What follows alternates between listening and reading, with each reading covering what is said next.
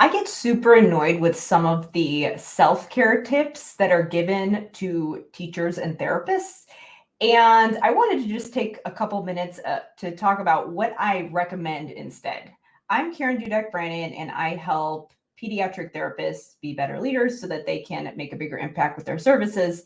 And a big part of what I have done personally and what I share with other therapists that I mentor is just helping them figure out how to manage their time better. Because a lot of the tips that are given for therapists to kind of help them manage stress, manage their caseloads are not super helpful. So there's a lot of things like, people will say, go take a walk, meditate. There was even one thing about crying in your car. And then when people get advice about managing your time, they say things like use a to-do list, use a calendar, use a checklist. So all of those self-care and productivity strategies, they're not bad, but if you don't use them with the right system, they're not super helpful. Because a lot of these things that a lot of the life coach guru type people recommend, like, meditation and, writing in a gratitude journal and all these other things that you're supposed to do for your morning routine to start your day, they just end up being another thing on your to-do list. And then what happens is that these things that you're supposed to be doing to help you be more productive, you don't get to them. And so then now, not only do you feel bad that you're not showing up for your caseload and your students the way that you want to, now you have this other self-care stuff that you're not getting to. So it's this whole shame cycle that people get into. So the problem is a lot of times not necessarily that people need more self-care tips, is that they don't even have a good strategy for managing their schedule. And so they don't even have enough time to block out a window for self-care. So it's kind of putting the cart before the horse, and it's not super helpful. A lot of times people don't have time to do a meditation or whatever else the people are recommending. Now, when it comes to things like checklists and calendars, that can be helpful, but the problem with a lot of those things is that they're just tools. And if you don't have a good strategy for using those tools and you're not even really sure where you're going and you're just kind of using them day to day without thinking of the big picture, they're not super helpful either. So I mention this because a lot of the therapists that I work with, they might be, they have these immediate fires that they need to put out day to day in their caseloads. And at the same time, there's a lot of things that they'd really like to change at their facility.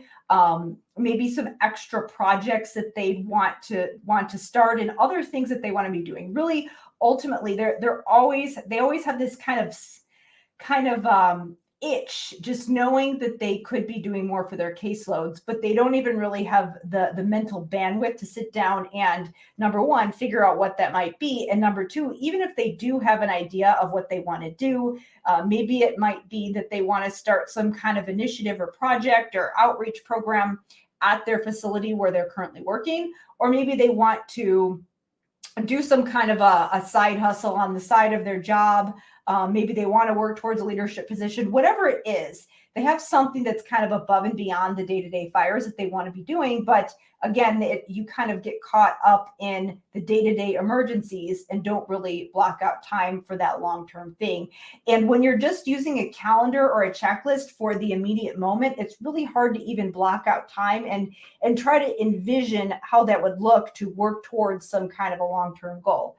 So that's why I don't recommend people even think about those types of things until they have kind of a plan. And I actually have a process that I teach people where I start out with helping them get their big vision for what they want to work on, whether it be, again, seeing clients on the side, whether it be starting something in their facility. I used to do this all the time when I was working in the schools. And at that time, I didn't have an intention of trying to go anywhere else. There were just a lot of different things that I wanted to do with my caseload.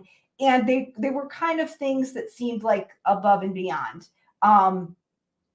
And then some other things that I did while I was in the schools is that I was going back and getting my doctorate. So I had to do all sorts of extra administrative projects on top of serving my caseload. And then I also had to do my dissertation. So I always had something else that I was working on. And I always had to try to figure out how to do this big project long term. So what I would do is that I would start kind of 12 to 18 months out and try to figure out whatever project that was, whether it was I was trying some new way to schedule things with my caseload, or whether it be because I was doing some kind of administrative project to design some kind of a new protocol for my district.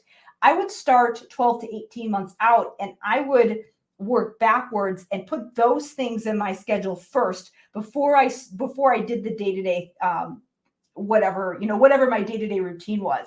What that helped me do was figure out what I need to be doing right now to get to that long-term goal.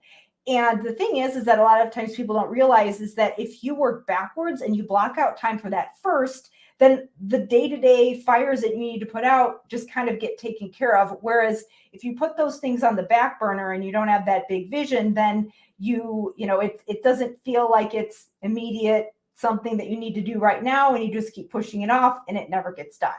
And I know that can be really frustrating, especially with a lot of the therapists that I'm working with, is because they do really want to figure out more creative ways to serve their caseload. They have real issues as far as constraints that are put on them, and they need to come up with creative ways to make a bigger impact with their services. And yes, while they do have constraints put on them, a lot of times there are ways that they can figure out how to leverage different people, different relationships, different assets that they can build, skill sets that they can build, but they need to figure out a way to make time to do that so that they can make things happen. And a lot of people are surprised that when they actually sit down and make a plan, that they have a lot more power and leverage than they really realized to make an impact on their caseload. So that's something that I recommend, is that I call this the master planning process. It's what I used to when I was doing my doctoral dissertation, because that was a huge 18-month, actually a little bit longer than that, project that I had to do while I was working in the schools. A lot of people have a really hard time even finishing their dissertations. A lot of doctoral students don't end up graduating because they can't get through the dissertation. I didn't want to be one of those people. I wanted to graduate. So I used this process to do that, but I couldn't, I had to start with the big picture first. And like I said, I did this with other things while I was working in the schools to improve the way that I was providing services for my caseload. So it's definitely something that I recommend. So I recommend systems before worrying about those self-care strategies. If you start with the system first, you can figure out what those high priority things are that you need to do when it comes to these big visions, these long-term things that you're working on. And then also, that's how you can block out time for the self-care after you do all that other stuff. We have to start with the system before the